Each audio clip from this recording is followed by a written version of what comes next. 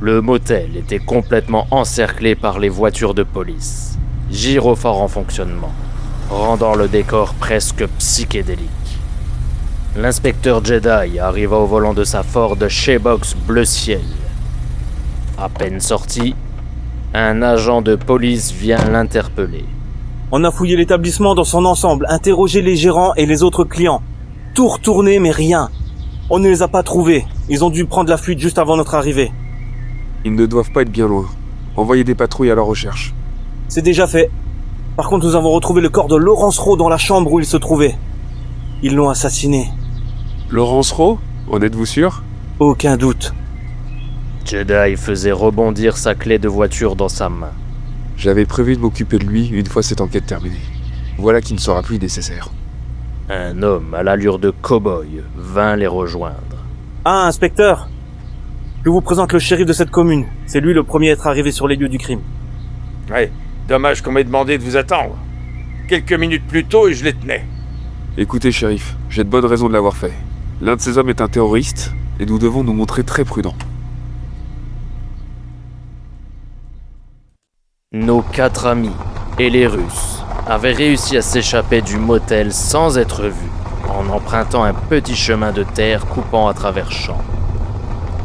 Tous les 7 s'étaient répartis dans les 2 voitures. Tols roulait sa berline, Pyro était à côté de lui et Dina et Chris étaient à l'arrière. La carabine était conduite par Koskov, accompagné d'Antoine et Tib. Au bout d'un moment, sous ordre de Dina, ils s'arrêtèrent au milieu de nulle part. Une fois tous les 7 sortis des voitures, Dina inspecta scrupuleusement chaque page du fameux rapport tant convoité. Le soleil cognait. Une légère brise soulevait des nuages de poussière et de paille par intermittence. Tols était assis sur le capot de sa voiture. Il n'avait de cesse de bâiller gorge déployée, tout en se frottant régulièrement les yeux. Antoine regardait l'horizon. Ce paysage n'avait rien de plus à offrir que des champs de blé labourés et s'étendant à perte de vue. Cette immensité le faisait se sentir insignifiant, tout comme il l'était face à la situation actuelle. De temps à autre, sa curiosité le poussait à regarder Dina, plongée dans sa lecture, imperturbable. Elle était plutôt mignonne lorsqu'elle était concentrée. Dire que cette beauté pouvait décider de leur mort en un claquement de doigts. Chris, le potentiel bourreau, était quant à lui en train d'astiquer le canon de son arme à l'aide d'un chiffon blanc. Tib en était à sa 2e clope en 10 minutes. Les mains dans les poches de son veston, le col de sa chemise relevé, il tournait lentement en rond autour des voitures. Chaque fois que son reflet apparaissait dans une vitre, il marquait un petit temps de pause afin de s'admirer. Pyro était appuyé sur le côté de la berline, fumant tranquillement sa cigarette, l'air serein. Koskov vint se placer à côté de lui, tenant une cigarette éteinte. « T'as du feu, mec ?» Sans lui répondre ni même le regarder, Pyro lui tendit son briquet. Koskov s'en saisit et alluma sa clope. « C'est bizarre, tu ne sembles pas inquiet. » Il lui rendit le briquet. Un tas de choses bizarres se sont produites ces derniers jours. Oui, mais là on parle peut-être de ta mort. Les choses ne sont plus entre mes mains. Je ne vois pas à quoi ça me servirait de m'enquêter maintenant. Annonça-t-il d'un air parfaitement stoïque, avant de recracher un épais nuage de fumée. Dina referma le dossier et le replaça à l'intérieur de sa valise. Puis, elle approcha d'Antoine, qui la fixait droit comme un piquet. Les schémas sont incohérents, tout comme les équations utilisées. Ça a bel et bien l'air d'être un canular. Vous voyez ? Je vous l'avais dit. Vous venez de rendre un grand service à mon pays. Je vous laisse donc la vie sauve. Chris, Koskov, retournons à l'avion et prévenons Moscou que nous rentrons. En un instant, les 3 Russes entrèrent dans leur voiture et partirent. Ils avaient bien évidemment gardé avec eux les 4 valises. Nos 4 amis observaient la carabine disparaître au loin. emportant avec elles tout leur argent.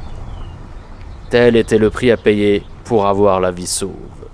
Ouf. Et ben là, on peut dire qu'on a eu chaud. Mais à peine eut-il fini sa phrase que Pyro lui envoya un grand coup de poing dans l'estomac.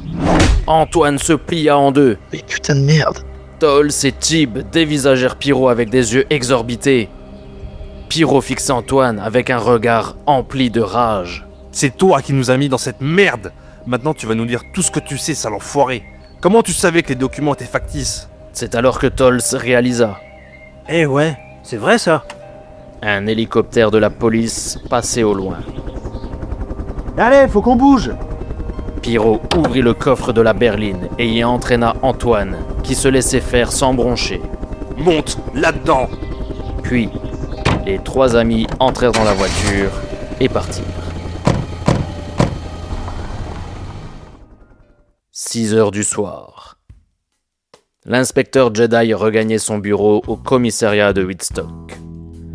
L'agent John l'interpella aussitôt. Inspecteur, j'ai du nouveau au sujet de la prostituée qu'on a retrouvée assassinée ce matin. Pas maintenant, John. Je suis sur une autre affaire.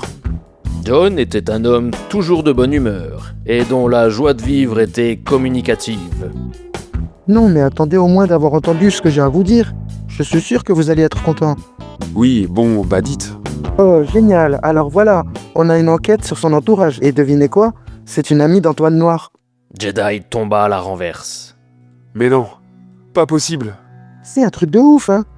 Et ce n'est pas tout. Une voisine a vu un homme étrange sortir de chez la victime ce matin. Alors on l'a emmené au poste. Questionné, on a finalement fait un portrait robot de notre homme. Et regardez ce que ça a donné.